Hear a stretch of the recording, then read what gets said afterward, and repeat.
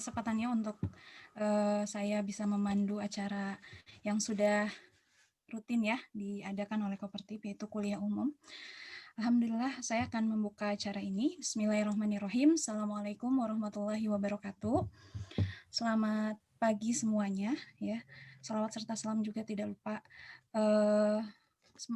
Segala puji bagi Allah yang telah memberikan kesempatan kepada kita ya di acara Kopertif ini. Salawat serta salam juga tidak lupa kita curahkan kepada Nabi kita Nabi Muhammad SAW.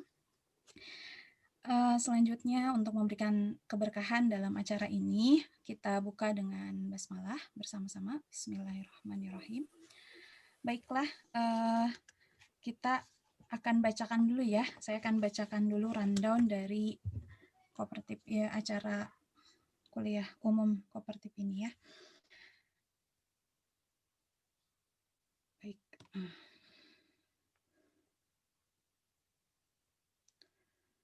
Rundownnya yang pertama ada pembukaan dulu, kemudian ada mendengarkan lagu Indonesia Raya dan Mars Kopertif. Sambutannya tidak ada ya untuk hari ini. Kemudian langsung penyampaian materi, tanya jawab, kemudian closing statement oleh narasumber penutup, kemudian ada foto bersama, dan ditutup ya. Selanjutnya kita akan mendengarkan lagu Indonesia Raya. Mangga silahkan kepada panitia.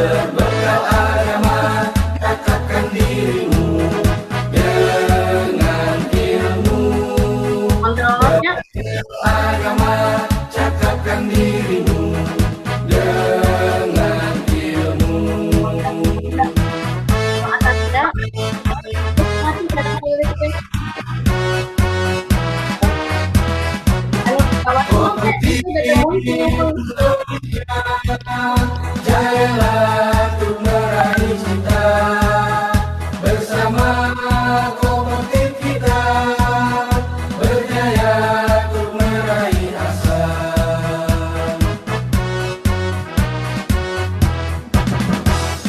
Mari bersorak, kooperatif jaya, mari bersorak, kita jaya bersama.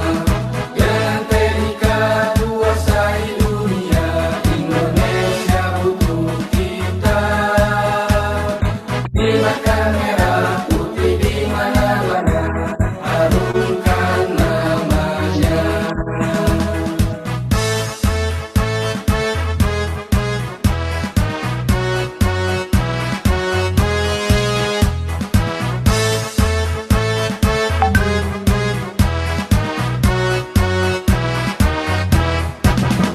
Wahai anak bangsa, langkahkan kakimu. Ayo anak bangsa, angkatlah dagumu. Tatap jauh ke depan, raihlah citamu, raihlah asamu.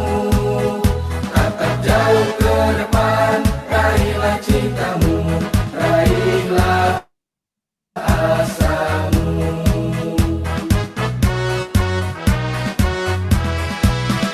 Wahai anak bangsa, langkahkan kakimu. Ayo anak bangsa, kuatkan jiwamu. Berbekal agama, cakapkan dirimu dengan ilmu. Berbekal agama, cakapkan dirimu dengan ilmu.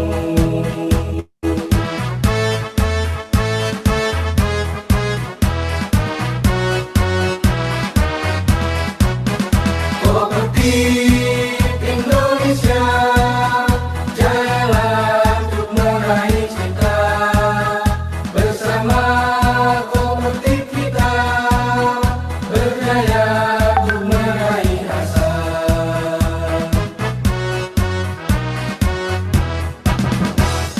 Mari bersorak, kooperatif jaya, mari bersorak, kita jaya bersama. Dengan teknika kuasai dunia, Indonesia butuh kita. Kibarkan merah putih di mana-mana, harumkan namanya. Kooperatif Indonesia, jayalah selamanya. Kooperatif Indonesia, jayalah selamanya.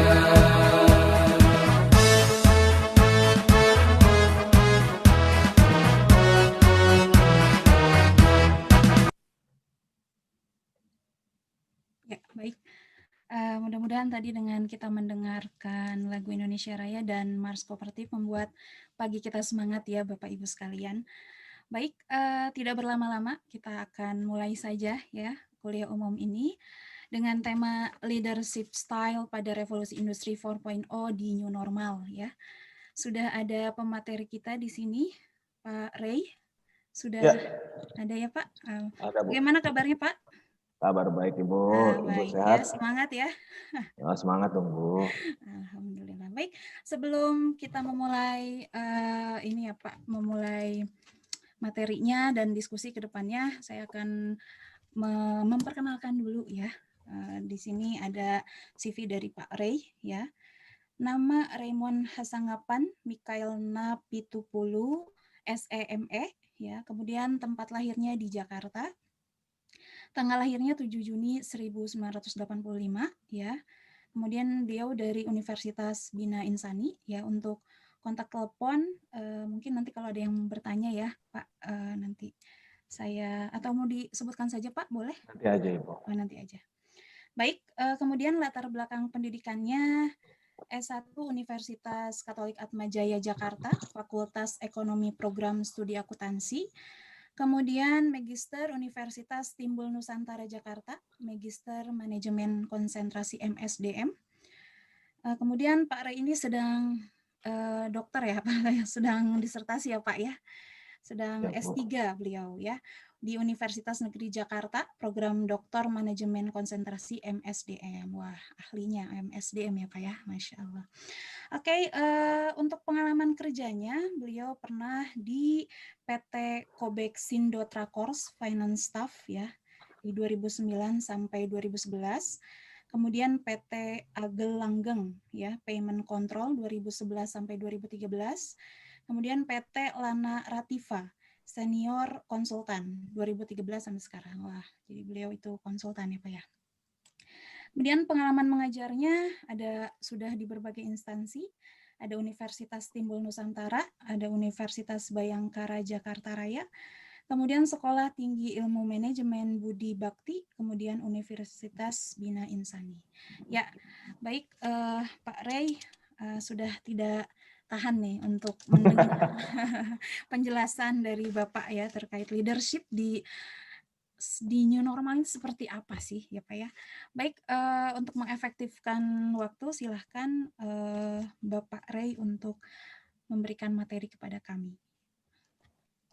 Terima kasih Bu Ratna atas waktunya dan terima kasih kepada Kopertip yang boleh memberikan saya kesempatan untuk pagi hari ini. Di sini saya ingin sharing session, bukan mengajarkan Bapak dan Ibu sekalian yang ada di sini. Mungkin lebih pengalaman dibanding saya hanya sharing session. Dan kebetulan juga di sini ada Pak Didi Hasan yang bertandem dengan saya membuat sebuah penelitian. Terima kasih Pak Didi. Oke, pada hari ini saya ingin berbagi tentang leadership pada new normal saat ini. Oke, sebentar saya sharing. Oke, ini mungkin terlihat.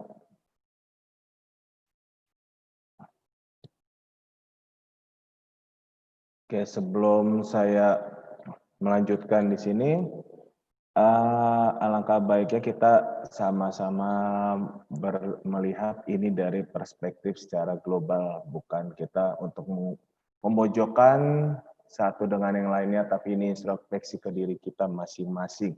Oke, terima kasih. Ini nanti materi mungkin akan di-sharing oleh pihak Kopertip dan mungkin bisa langsung ke saya. Oke, kita mulai. Nah, di sini kita bisa lihat perkembangan industri.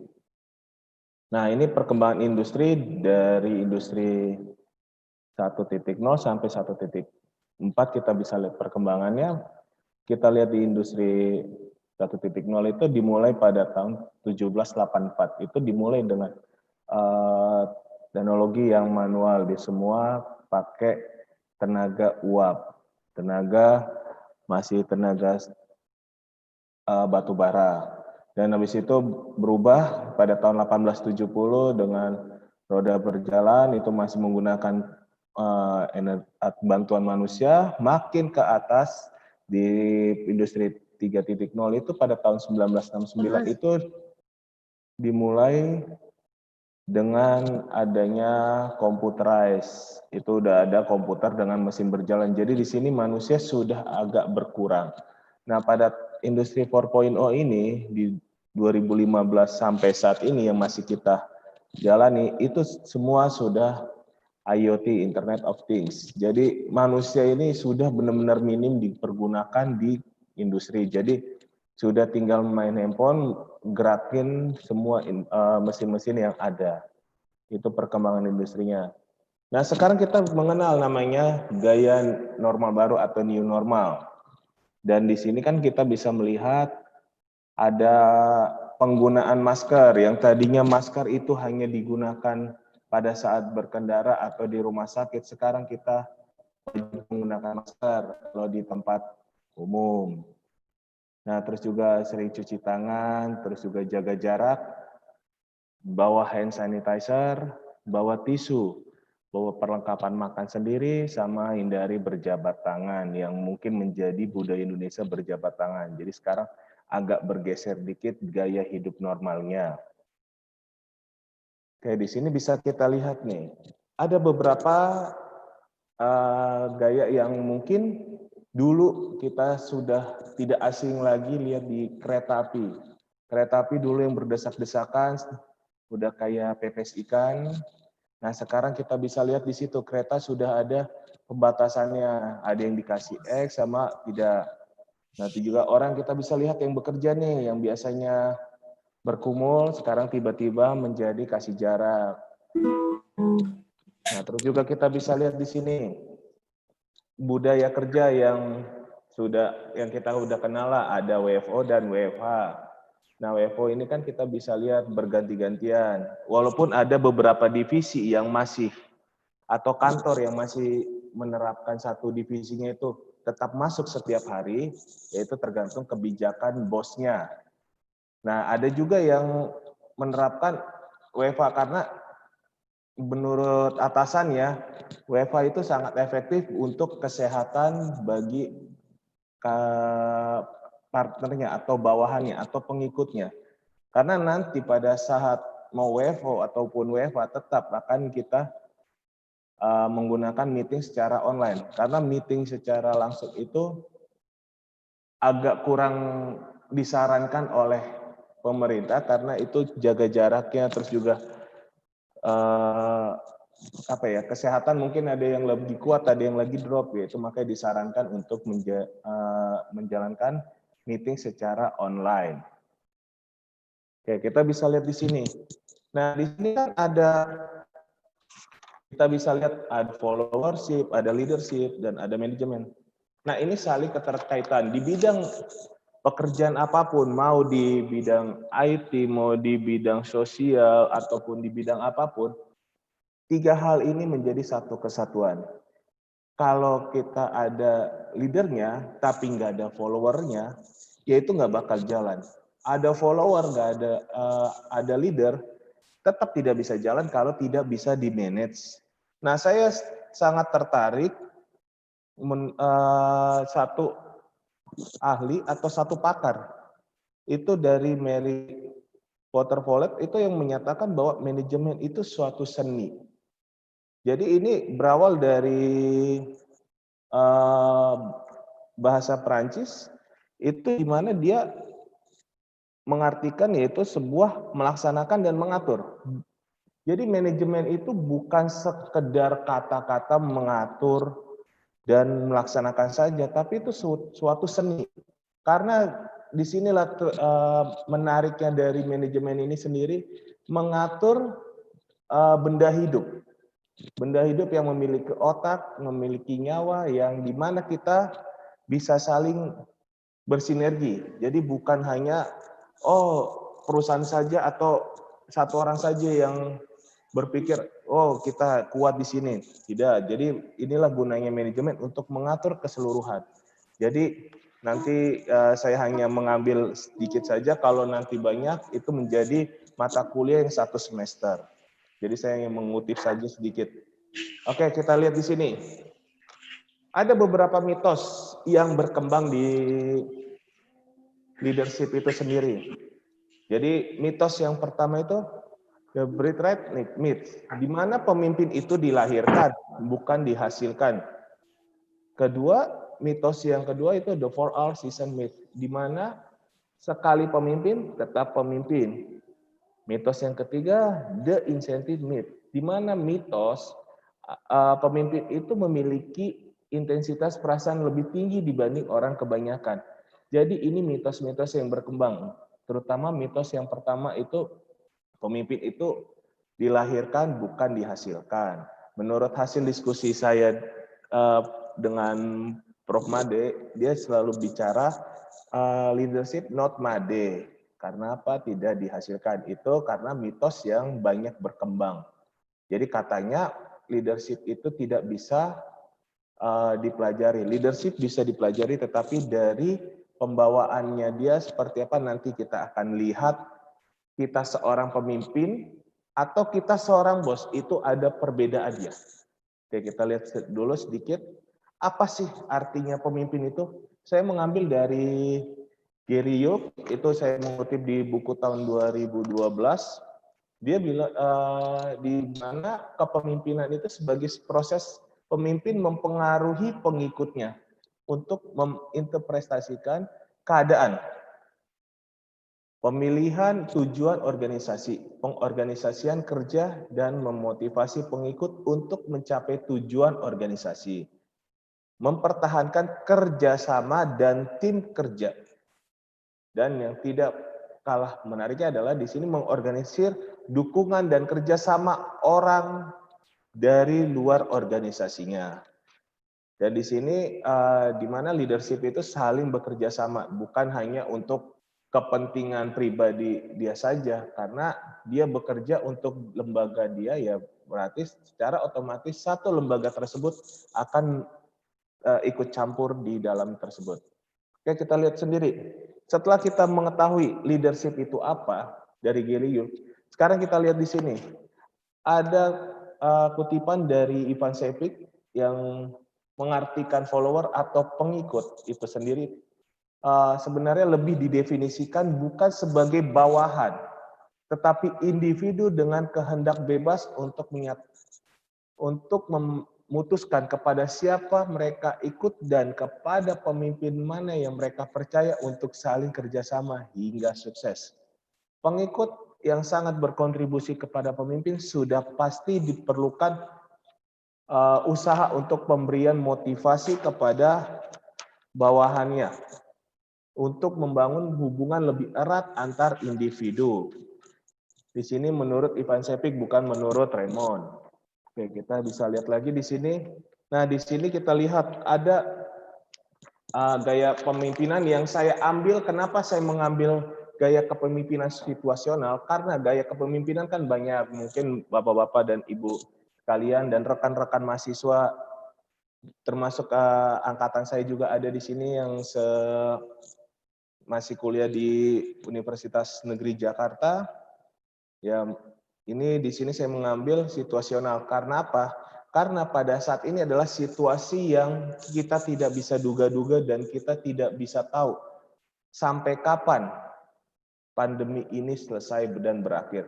Jadi gaya kepemimpinan yang mungkin bisa saya sedikit sarankan adalah gaya kepemimpinan situasional. Karena situasi yang tidak menentu saat ini. Oke, kita bisa lihat di sini ada diagram-diagramnya. Di mana di sini ada S1, S2, S3, S4, D1, D2, D3, dan D4. Di sini gaya kepemimpinan yang kita mungkin bisa melihat dari pengikut kita. Di sini pengikut, dan ini gaya yang direkomendasi menurut Hersey dan Blanchard itu sendiri. Oke, pertama kita lihat di sini.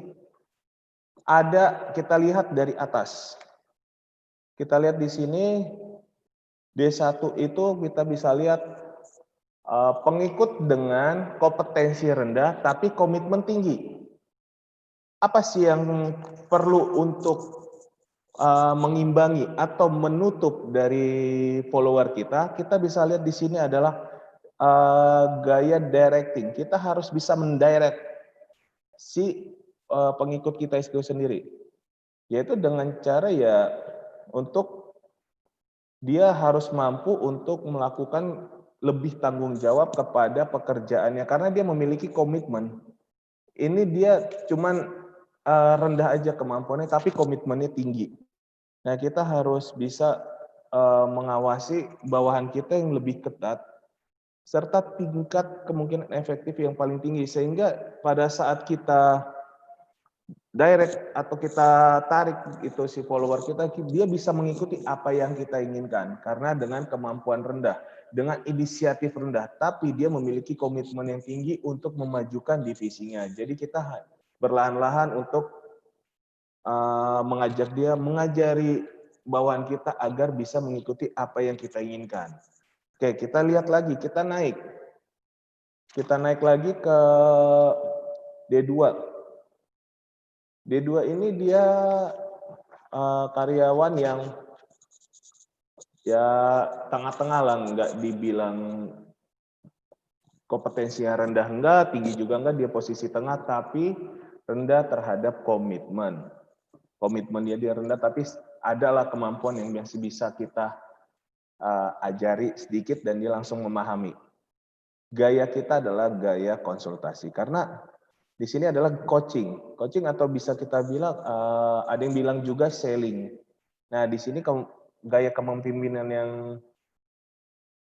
coaching ini ya kita harus bisa melihat tingkat kematangan dari bawahan kita atau bukan bawahan, sorry, pengikut kita. Kalau kita menganggap pengikut kita sebagai bawahan, dia nanti bisa kita lihat itu gaya bos atau kita bisa bilang bosi banget sih. Itu sering kalimat yang muncul di kalangan-kalangan staff ataupun di undernya pemimpin itu sendiri.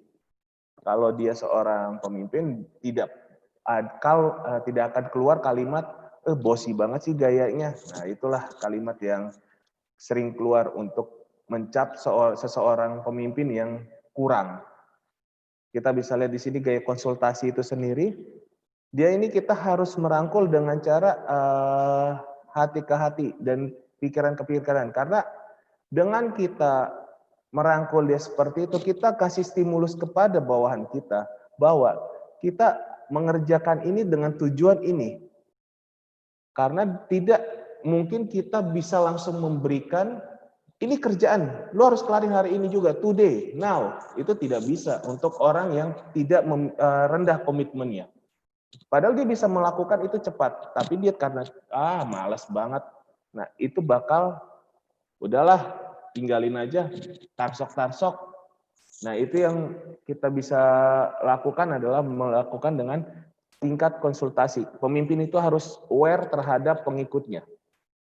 Kayak kita bergeser dikit, di S3 ini, di S3 yaitu dengan cara sporting. Kita lihat di sini sporting itu atau participating, ada yang bilang juga seperti dia ada dua, participating atau sporting. Nah, di sini gaya supporting itu bisa kita lihat dia moderat, dia agak terbuka akan hal-hal baru ininya dia pengikutnya, dan dia komitmennya ya setengah-setengah. Kalau dilihat leadernya baik, dia akan komitmennya tinggi. Tapi kalau dia melihat sosok pemimpin yang sudah dianggap tidak baik, itu dia tidak akan mengikuti atau komitmennya akan turun. Nah, dengan adanya komitmen seperti itu dari pengikutnya, itu secara otomatis langsung kita berpikir, oh gaya yang kita ambil sebagai atasan, kita harus pakai dengan supporting atau kita ikut berpartisipasi. Jadi pada saat pengikut kita, dia melakukan, kita udah lihat nih karakternya dia, oh si A bisa langsung kita kasih stimulus seperti ini. Karena kita lihat, dia ada komitmen di mana untuk memajukan organisasi itu sangat tinggi. Nah, jadi secara otomatis dia akan mengikut apa yang kita inginkan. Jadi tidak perlu kita untuk capek-capek seperti pada posisi di S2. Karena itu harus kita suapin pelan-pelan seperti anak SMA. Kalau yang ini udah anak kuliahan lah. Jadi bisa kita bilang itu benar-benar kita cukup coaching dikit. Nah, bisa terus habis itu kita lihat lagi di D4 itu ada yang namanya kompetensi, dia memiliki pengikut yang tinggi dan memiliki komitmen yang tinggi. Nah, ini sudah enak, tidak perlu kita suapin dia lagi, tidak perlu kita bentak-bentak, cukup dikasih instruksi seperti ini, dan itu cukup mendelegasikan pekerjaan, dan ini orang yang tingkat profesional. Jadi pekerjaannya tidak perlu diawasi, cukup tahu atasannya itu, oh hasil sudah ada. Jadi tidak perlu repot-repot, harus marah-marah, harus seperti apa. Tapi dengan melihat, oh kemampuan saya segini, kemampuan under saya di atas. Jadi kita tahu diri sedikit lah. Jadi tidak perlu untuk sok-sokan seperti apa dan bagaimananya. Kita bisa lihat lagi di sini ada video yang mungkin bisa menjadi gambaran buat kita semua, melihat perbedaan seperti apa atasan kita. Dia seorang bos atau seorang leader. Oke, selamat menyaksikan sedikit cuplikan video yang saya ambil dari Plekutube.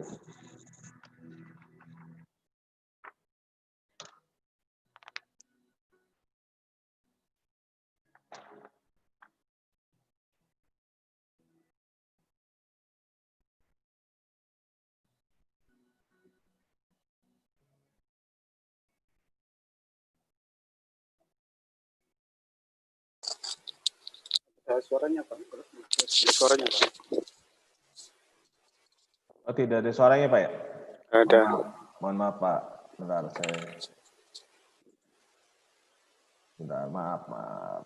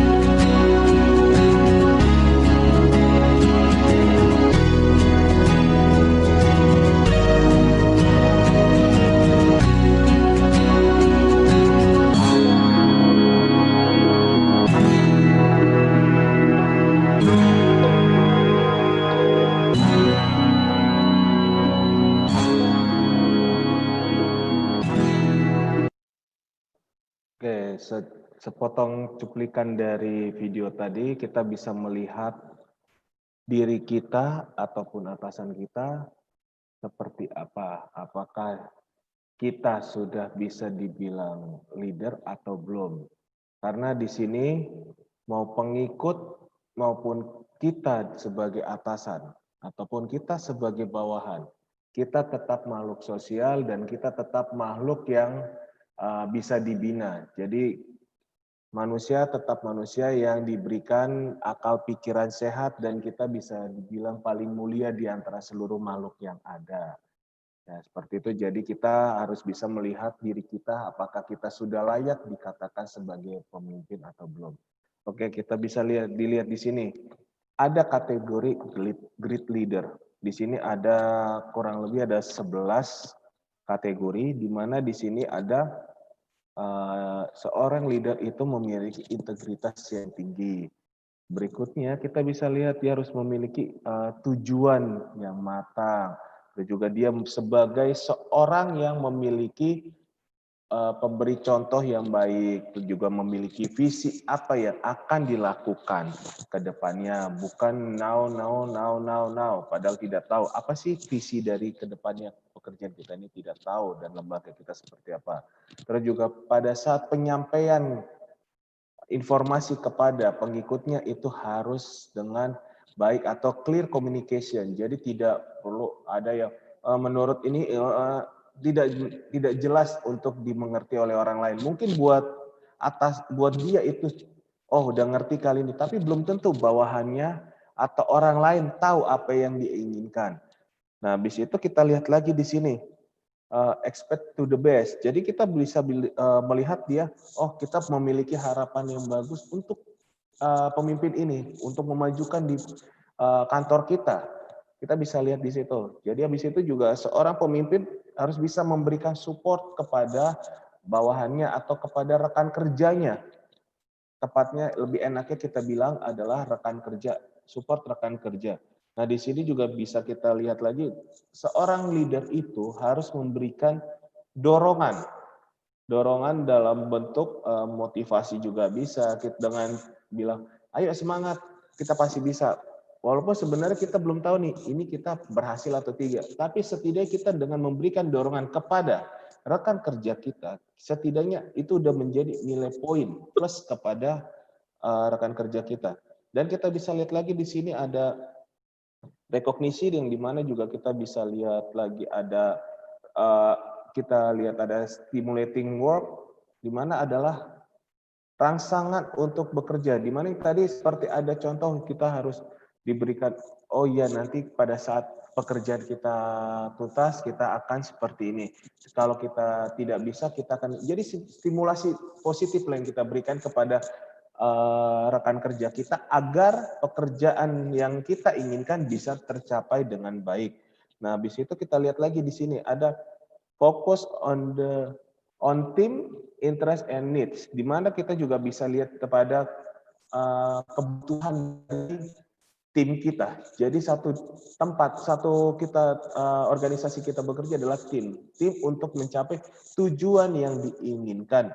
Dan yang terakhir adalah inspirasi. Seorang pemimpin itu harus bisa menjadi inspirasi kepada rekan-rekan kerjanya. Kalau tidak bisa memberikan inspirasi, lebih baik kita melihat lagi, kemampuan kita seperti ini. Dan jangan malu untuk kita bertanya atau sharing kepada rekan kerja kita kalau yang kita tidak tahu apa yang ingin kita kerjakan.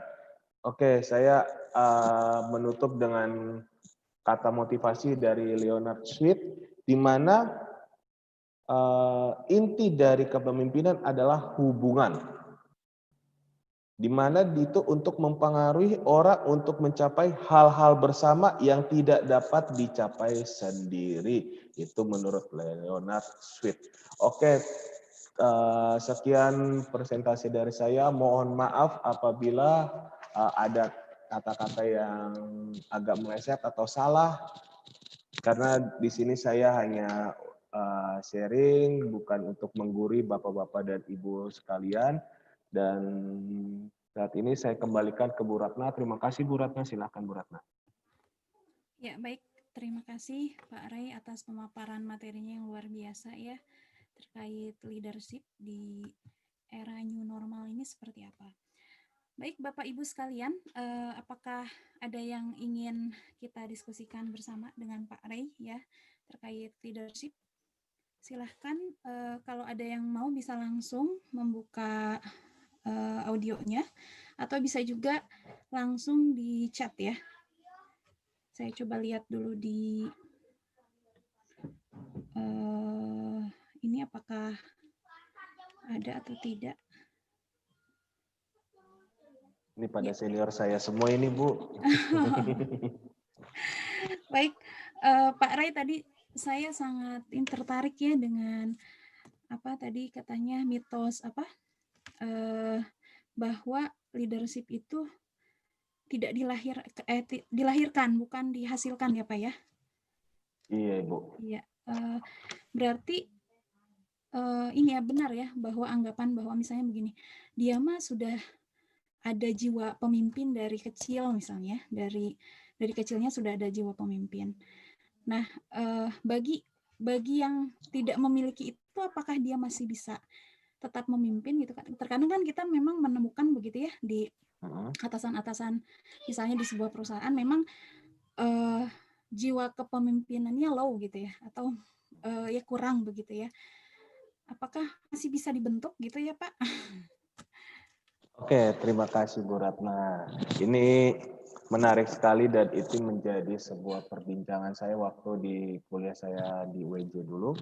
Itu dengan Prof. Made, saya masih ingat dengan kalimat tagline-nya dia, leadership not Made, tapi itu tidak berlaku. Karena apa? Karena perkembangan leader ini pada dasarnya semua orang memiliki jiwa pemimpin. Memimpin dalam hal apa? Kita lihat aja pada saat kita ngomong, apakah orang tersebut mengikuti apa yang kita inginkan atau tidak. Kalau mengikuti berarti oh kita ada bibit nih. Kita lihat lagi, kita jangan takut untuk berguru kepada orang yang lebih ahli atau lebih lebih memiliki jam terbang yang lebih tinggi dibanding kita. Termasuk bawaan kita lihat, ini dia punya power untuk menggerakkan orang. Ya kita jangan takut, jangan kita merasa oh gue lebih tua, lo masih junior, oh jangan seperti itu karena zaman sekarang beda dengan zaman dulu. Apa kata orang yang lebih tua itu pasti kita iyakan atau ij. Nah itu pada saat zaman sekarang anak milenial itu sangat sulit untuk memahami seperti itu. Jadi sekarang perlakuannya adalah seperti teman, rekan kerja atau teman main. Jadi kita harus bisa heart to heart lah, hati ke hati untuk memberikan masukan atau memberikan arahan kepada bawahan kita seperti itu, Bu. Jadi salah satu indikasi bahwa kita memiliki leadership itu ketika apa yang kita katakan bisa dituruti oleh orang lain begitu ya Pak ya? Salah satunya mungkin ya. Bisa dibilang Ibu. Jadi kan kita juga ya bisa dibilang orang yang bisa mempengaruhi orang lain ya itu bisa dibilang seorang leader lah Bu. Belum tentu orang leader itu memiliki jabatan belum tentu. Ya, siap Pak. Jadi ya ternyata bisa ya Pak ya dibentuk ya. Iya, bisa dibentuk. Oke. Ternyata ada pertanyaan Pak dari Pak Muhammad Takrim ya. Pak Ray mau bertanya bagaimana cara menegur atau mengingatkan karyawan tanpa menyakiti hati karyawan tersebut. Apa kita sebagai pemimpin memang harus bersikap tegas dan menegur apa adanya? Begitu katanya Pak. Oke, terima kasih Mas Takrim. Ini sangat luar biasa ini diantara pertanyaannya ini juga akan coba menjawab, saya akan sharing lah kepada Mas Takrim. Bagaimana cara menegur atau mengingatkan? Oke, balik lagi seperti yang tadi saya sampaikan, manusia itu manusia sosial, hidup dengan penuh dilema lah pada saat kita di kerjaan, mungkin membawa masalah di rumah. Nah, ini kalau kita bicara untuk bagaimana caranya, cara menegur, menegur. Jadi gini, setiap manusia itu memiliki karakter yang berbeda-beda. Ada yang dikerasin langsung iya, ada yang dilembutin langsung iya. Kita lihat kalau lebih buat saya pribadi lebih baik orang tersebut ditarik ke dalam satu ruangan 4 mata, diajak bicara, tidak perlu orang lain mendengar karena nantinya kalau kita sebagai atasan menegur secara teriak-teriak itu akan menyakitkan perasaan dia. Dan ada juga kan beberapa peristiwa yang anak buah membunuh bosnya, anak buah membunuh atasannya, ada. Karena apa? Rasa sakit hati itu, kita menghindari rasa sakit itu ya dengan cara ya kita untuk mengurangi nyawa kita lah, untuk mengurangi umur kita. Karena semakin sering emosi kita semakin mengurangi umur kita lah. Itu kata psikolog.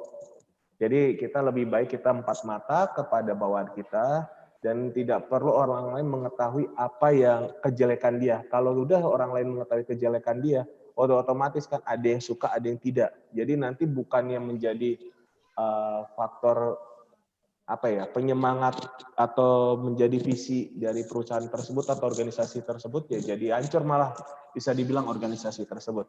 Seperti itu Mas Takrim, kalau misalkan ada yang mau ditanya silakan langsung japri saya aja Mas Takrim, terima kasih. Oke, kata Mas Takrim itu sangat luar biasa sekali gitu ya. Berarti kita sebagai pemimpin perlu mengetahui psikologi karyawan. Betul ya Pak ya? Betul Kadang sekali, Bu. kadang ya banyak sekali pemimpin yang tadi seperti video yang sudah ditayangkan malah menyalahkan ya. Menyalahkannya sambil tadi kalau fotonya tuh videonya tuh sambil banting-banting ya Pak. Banting-banting orangnya gitu ya. Artinya mungkin mempermalukan si karyawan tersebut ya. Karakter. Baik, ya. Baik, ada lagi Pak dari Etika Rizky. Pak Ray, di buku yang saya pernah baca, leadership juga harus memiliki tanggung jawab atas seluruh pengambilan keputusan perusahaan. Bagaimana cara atau tips untuk kita mengembangkan rasa tanggung jawab dari dalam diri kita? Katanya begitu, Pak. Oke, terima kasih. Siapa nih? Etika Rizky, Ibu Etika Rizky yang baru mengisi. Ya, Ibu ini, bukan Bapak. Oh iya, mohon maaf. Jadi Bu Etika, terima kasih. Jadi gini, kita juga sebagai atasan kita harus banyak belajar bagaimana caranya kita untuk bisa mengambil keputusan. Jadi gini, kalau kita tidak memiliki knowledge akan pekerjaan atau pengetahuan akan pekerjaan kita, otomatis kita juga tidak bisa yang namanya bekerja dengan maksimal. Dan jangan takut untuk kita berbagi atau sharing kepada under kita, kepada rekan kerja kita, apakah ini sudah sesuai apa belum. Jadi nanti dengan sendirinya kita bekerja di tim tersebut itu menjadi tanggung jawab tim. Seperti tadi di video yang saya sudah putarkan, itu kan ada yang Power Ranger yang terakhirnya, dan itu adalah kemenangan tim, bukan kemenangan seorang bos. Jadi tanggung jawab kalau dia seorang pemimpin yang memberikan tanggung jawab untuk mengembangkan divisinya tersebut atau organisasi atau perusahaannya secara penuh kepada rekan kerjanya, itu akan menjadi sebuah kenikmatan tersendiri. Kita bisa kayak memiliki. Jadi kita usahakan kita sebagai atasan untuk memberikan kepercayaan kepada under kita atau bawahan kita atau rekan kerja kita untuk sama-sama, ini loh punya kita, ini loh keuntungan kita, ini loh kerugian kita, gimana caranya kita untuk meningkatkan penjualan, gimana. Jadi kita memberikan stimulus aja dengan pemikiran, dengan cara orang itu yang ikut dengan apa yang kita mau. Jadi benar-benar pemimpin itu harus bisa menjadi contoh yang baik, minimal dari tingkah lakunya, dan dari tingkah laku tersebut akan terbangun fondasi-fondasi di tim tersebut. Seperti itu Bu Etika. Kalau ada yang kurang silakan japri saya. Jadi intinya pemimpin itu harus punya teladan ya Pak ya. Oke, langsung ke pertanyaan selanjutnya. Banyak juga nih Pak, sepertinya banyak yang tertarik ya dengan leadership ini. Ya. Oke, dari Pak Didi Hasan ya.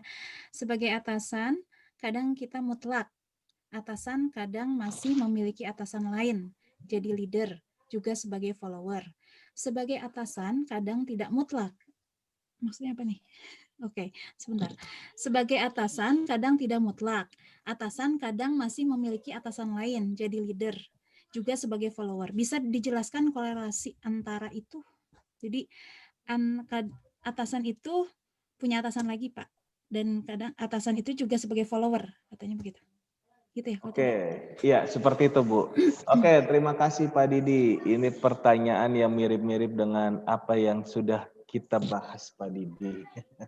Jadi kebetulan Pak Didi ini juga salah satu penulis buku Bu Ratna. Jadi Pak Didi ini lebih spesialis ke arah follower ya Pak Didi ya. Oke, jadi gini mungkin saya sedikit aja Pak Didi. karena ini senior sekali nih Pak Didi ini, super ini. Jadi kita kan sebagai atasan masih ada atasan lagi. Sekarang gini, atasan tersebut memberikan mandat kepada kita untuk menjadi atau mengisi divisi tersebut.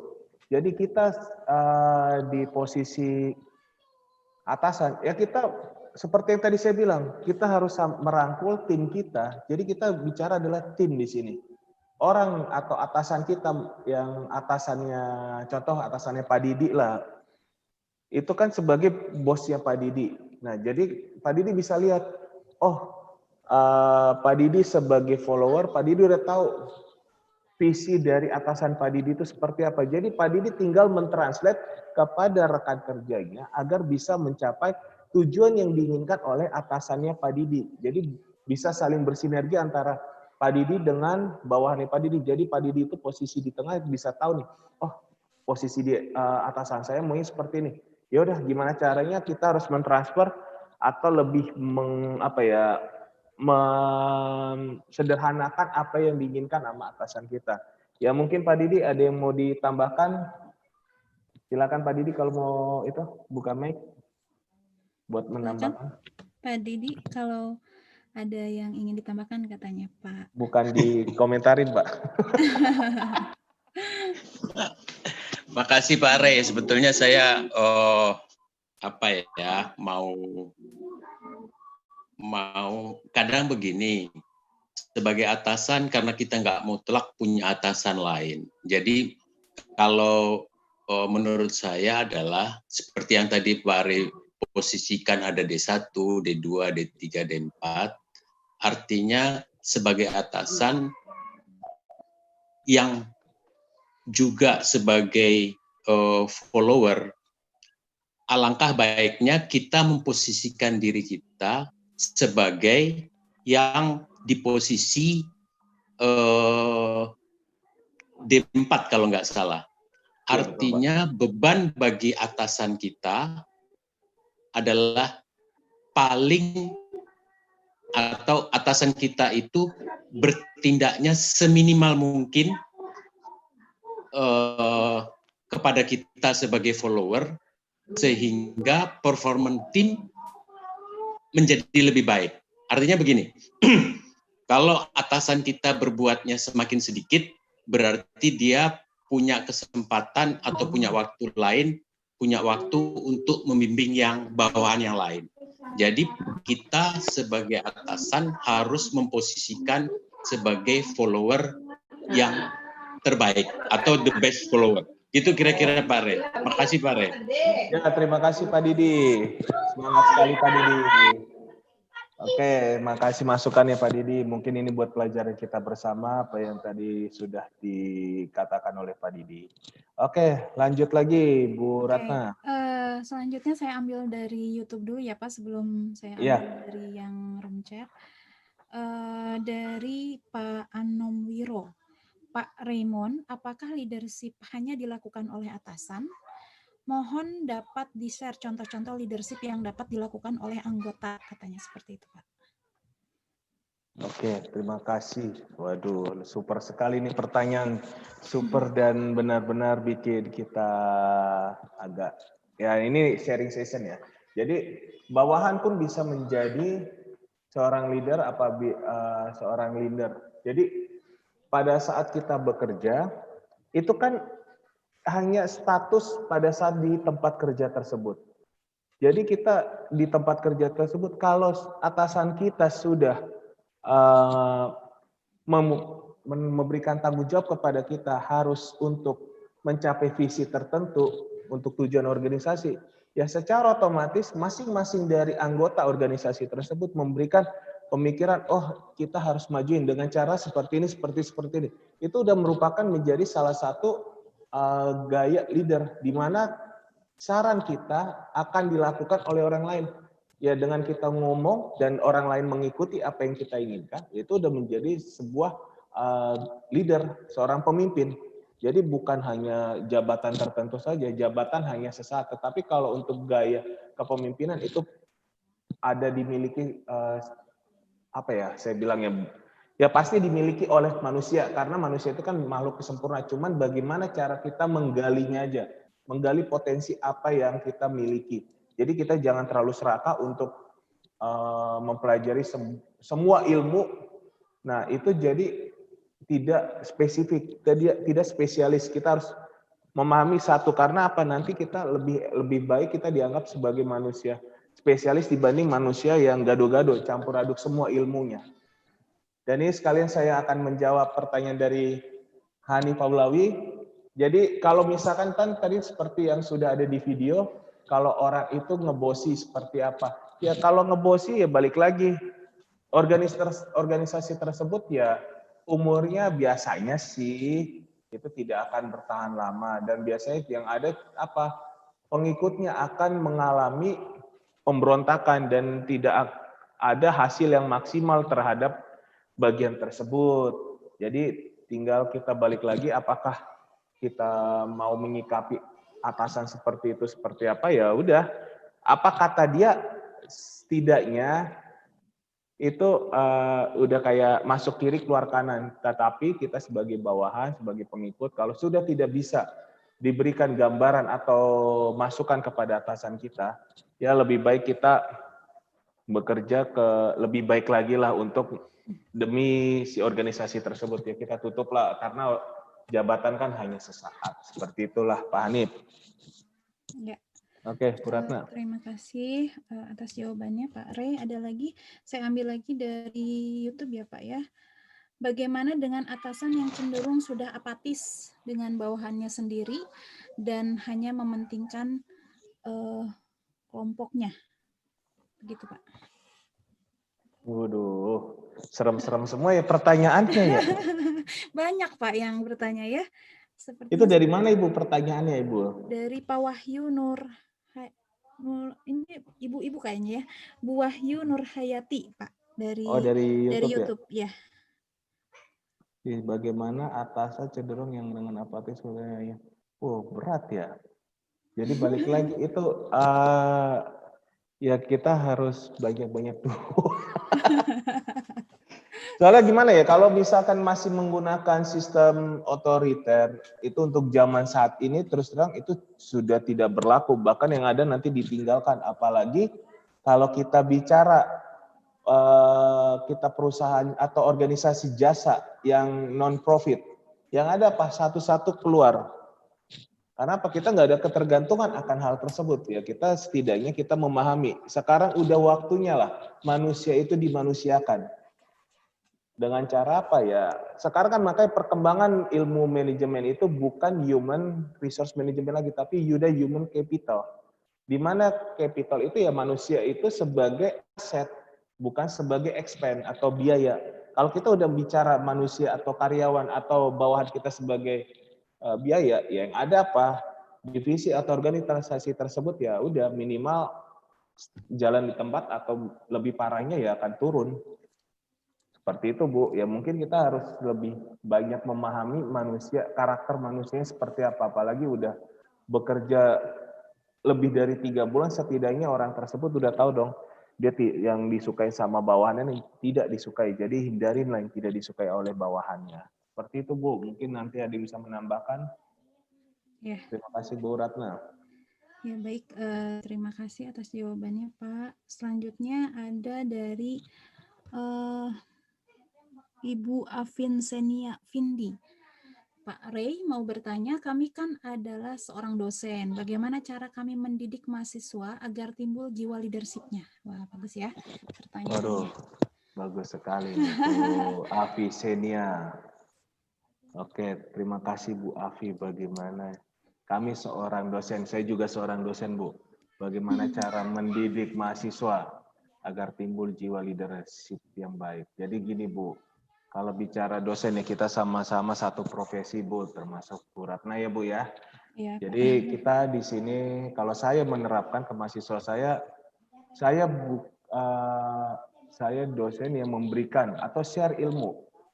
Karena kita cuman lebih dulu aja dibanding mahasiswa.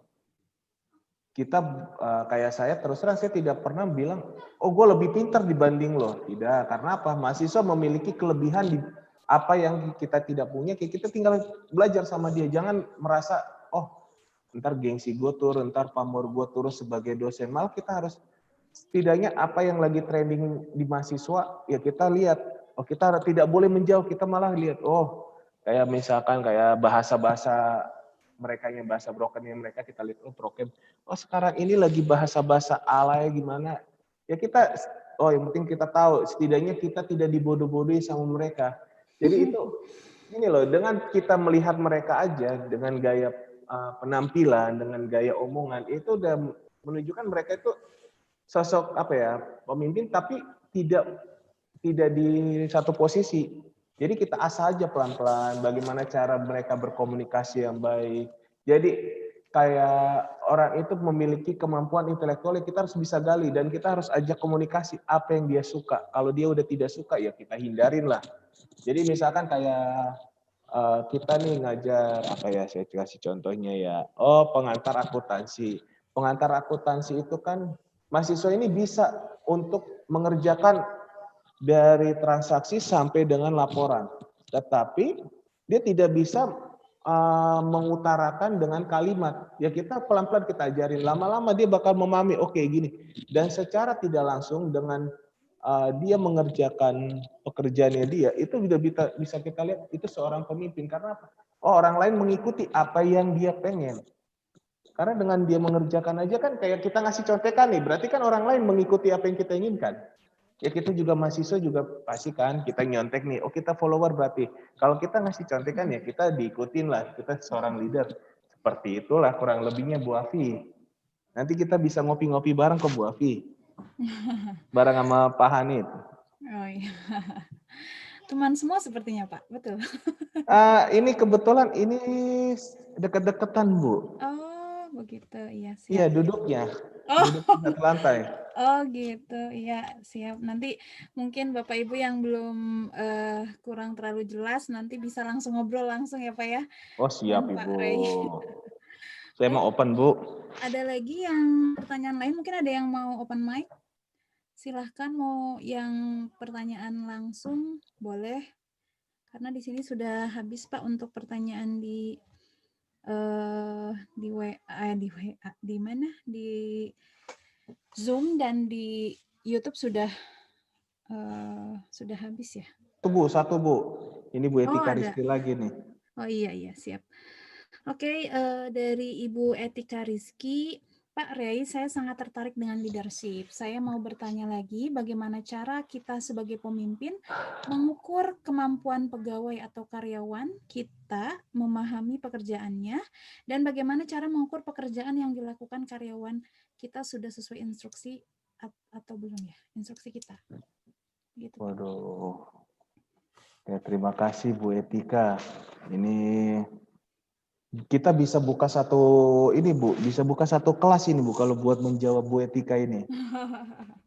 Ini kita bisa bilang apa ya? Kita bisa lihat performance, juga bisa kita lihat ya banyak lah, ini jadi satu skripsi lah Bu Etika. Jadi tidak, kalau kita bahas satu-satu alamat habis ini Bu, waktu buat kita aja berdua. Oke, kita di sini. Ya udah, cara mengukur kemampuan. Yang pertama kan pasti seorang pemimpin itu, atau apa ya kita bilang, atasan kita lah. Itu kan udah lihat CV-nya kita, background kita seperti apa. Ya jadi dia udah tahu, oh setidaknya dia memiliki kompetensi di sini. Berarti kompetensi yang dinilai adalah low, high, middle. Jadi kita udah bisa, oh dia memiliki kemampuan yang middle. Berarti kita asah dikit, dia bisa menjadi high. Kita lihat lagi komitmen dia seperti apa. Komitmen nanti setelah 3 bulan kan kelihatan apakah dia harus dipecut atau dikasih petasan atau dikasih bom baru bekerja. Jadi kita lihat lagi itu komitmennya. Jadi seperti yang tadi yang Pak Didi juga udah jelaskan, yang tadi ada diagram itu menjadi sedikit acuan lah untuk melihat apakah follower itu sudah mengikuti kita atau belum. Ya apalagi tuh Bu Etika. Ini banyak ya. Banyak Pak. Sudah banyak. Ya Pak. Ini ada Pak Ibut juga Pak yang bertanya. Oke, sudah ya Pak yang tadi ya pertanyaan dari Bu. Ya nanti dilanjutkan lagi Bu, kalau buat Bu Etika kepanjangan itu Bu. Kepanjangan, katanya bisa satu skripsi Bu Etika ya. Bisa Bu, jadi skripsi itu. Baik, dari Pak Ibut, Pak Ray tadi disampaikan bahwa leader itu dilahirkan, bukan dibuat, ya. Yap. Hampir sama ya tadi itu ya. Lalu Hmm. bagaimana nasib orang seperti saya? Waduh nih, apakah tidak ada kesempatan lagi menjadi seorang leader? Wah, Pak Ibut itu katanya bukan seorang leader, Pak. Ya sekarang gini pertanyaan, apalagi seorang cowok, bukan saya mau mendiskriminasi gender ya, jenis kelamin. Jadi kan seorang cowok kan pasti nanti menjadi leader di rumah tangganya. Itu aja udah bisa dibilang leader, Pak. Jadi ya kalau Bapak bicara leader, ya udah pasti Bapak Bapak udah punya istri, punya anak, ya udah menjadi leader di mana? Di rumah tangga. Itu yang lebih besar, Pak, dibanding di suatu posisi perusahaan atau organisasi kan agak-agak pusing ya, Pak ya. Mikirin ini itu mendingan lebih baik kita mikirin bagaimana caranya dapur itu ngebul, Bapak. Bisa Ya, aja nih Pak Ibut ini. iya Pak. Pak Ibut pertanyaannya itu pura-pura Pak. Iya, makanya Bu. Ini udah Jawaban seorang saya leader seperti itu. Pak Ibut itu ya. Iya, kurang apa lagi nih Pak Ibut ini? Baik, lanjut dari Pak Didi Hasan kembali Pak. Ya, dari mungkin Pak Ray, mungkin ini bisa kita pakai HCR, jadi mengukur kemampuan human masing-masing. Saya kurang mengerti Pak Oke, HCR. jadi gini, maksud dari Pak Didi ini adalah untuk menambah pendapat saya untuk Bu Etika. Gitu, jadi kalau bisa manusia itu dimanusiakan, karena manusia itu makhluk sosial. Makanya kalau emang mau bicara SDM, sedikit buka buku tentang psikologi kejiwaan atau psikologi tentang sosial juga bisa. Jadi itu saling keterkaitan. Oke, silakan Bu Ratna. Belum ada lagi Pak pertanyaan. Kalau belum ada ya berarti sudah selesai berarti Bu. Udah banyak ya, luar biasa nih Pak Ray. Pertanyaannya banyak menyerbu. Iya. Baik, mungkin Pak Ray akan closing statement atau bagaimana? Silahkan. Oke, jadi closing sedikit dari saya. Terima kasih kepada Bapak-Bapak dan Ibu semua serta rekan mahasiswa dan rekan sekelas saya juga yang sudah hadir di Zoom maupun di YouTube. Dan terima kasih atas waktunya dan saya di sini bukan untuk menggurui, saya hanya berbagi dan kita hanya sharing-sharing ilmu. Kalau misalkan ada kurang lebih ataupun salah-salah kata saya minta maaf dan saya kembalikan kepada Bu Ratna. Silakan Bu Ratna. Ya, ini sebenarnya ada pertanyaan lagi Pak di YouTube tapi tidak apa-apa ya. Tidak usah atau bagaimana? Ya, tidak usah. Close saja, Bu. Oh iya, Nggak usah, Pak. baik. Baik, terima kasih Pak Ray atas pemaparan yang luar biasa ya tentang leadership ini. Ternyata banyak sekali yang sangat tertarik ya dengan leadership ini di era new normal ini seperti apa sih gitu ya. Baik, karena waktu juga sudah menunjukkan pukul 10 ya, saya akan tutup saja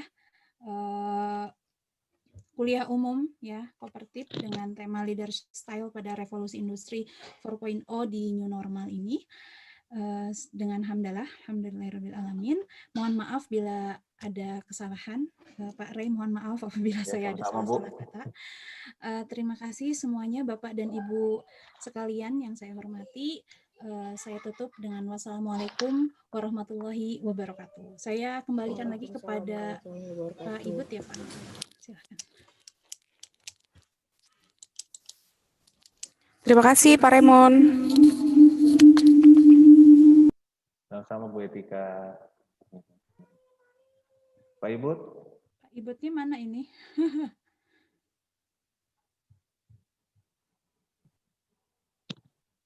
Ya, masih belum ada. Oke, langsung session ini aja ya, foto aja ya Pak ya.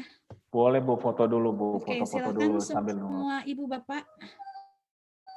Bapak Ibu semua, tolong dibuka ininya ya Pak Ibu. Nanti di-share aja ya Bu Ratna ya. Oh iya, sebentar.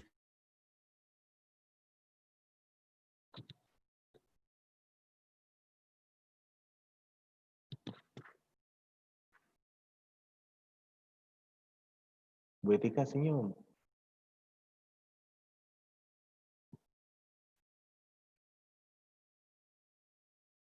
Udah belum Bu Ratna?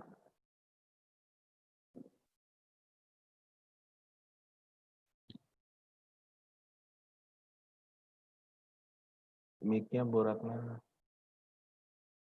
Bu Ratna dinyalain dulu mic-nya. Iya. Yang lainnya Bu Selviana, Bu Apriani, Bu Nining. Malu-malu Bu. Malu-malu. Ya, baik, kita foto ya Bapak Ibu sekalian.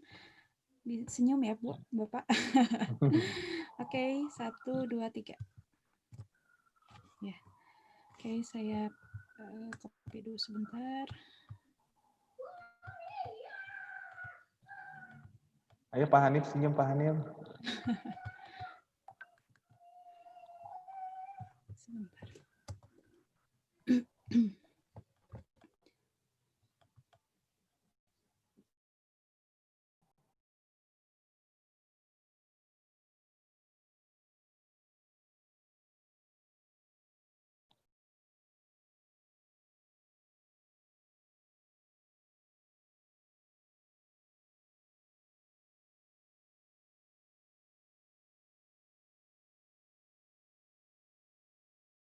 Sudah Bu? Belum?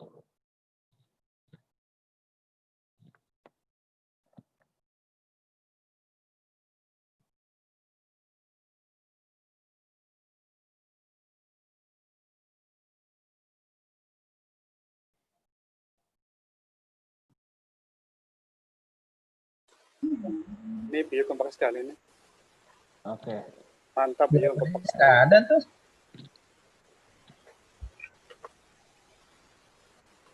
Thank you. Thank you.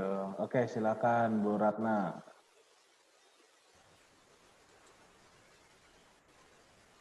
Mana Bu Ratna? Bu Ratna kayaknya ada masalah gangguan sinyal itu Pak. Hilang.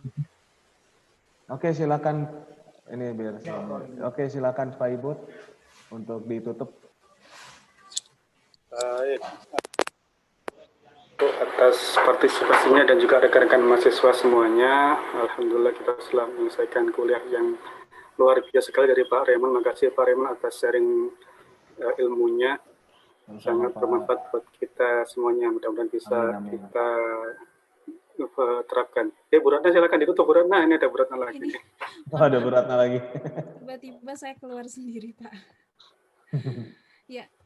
Terima kasih semuanya. Tadi sebenarnya sudah ditutup ya. Terima kasih. Langsung saja Pak ditutup ini. Tutup aja Pak. Ya. Terima kasih semuanya Bapak Ibu sekalian. Pak Ray, terima kasih atas pemaparan yang luar biasanya. Kepada Pak Ibu yang telah memberikan kami kesempatan yang luar biasa untuk berada di kuliah umum ini. Saya tutup saja dengan alhamdulillahirabbil alamin. Wassalamualaikum warahmatullahi wabarakatuh. Waalaikumsalam. Waalaikumsalam. Selamat pagi. Terima kasih. Terima kasih. Terima kasih. Pamit mundur diri. Terima Para kasih Pak Ibut.